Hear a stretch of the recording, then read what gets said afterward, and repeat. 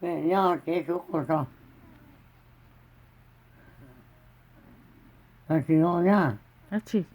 là chỉ nó này cho tôi này dù này nó cho chúng phụ cầu thì nó nữa đó Bây giờ à nhắc có tiền. cho cứ đàn dâu ra Nếu mà nếu cho chống ngọ.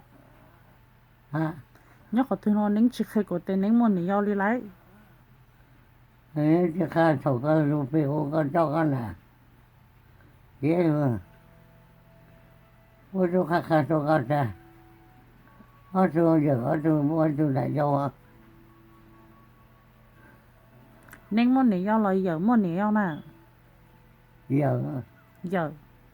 ừ Chỉ bảo. Giờ tôi nếu nhắc có tiền nó. đó giờ có sao ra cá được Giờ mà sao ra cả đó. giờ cứ cho tôi là ba tôi cho chờ Ừ. vì phụ cầu phiêu chăng Bây giờ. ừ cô sẽ cô chẳngรู้chỉรู้cô chỉ cô chẳng thể cho nên chịuรู้cho nên chỉ buồn sắp về đó nó chú chỉ là cô dụ à cho nên họ nhạc bao đó Ừ. nhà phố có được nô tôi có chỉ phiêu ở trong Ừ.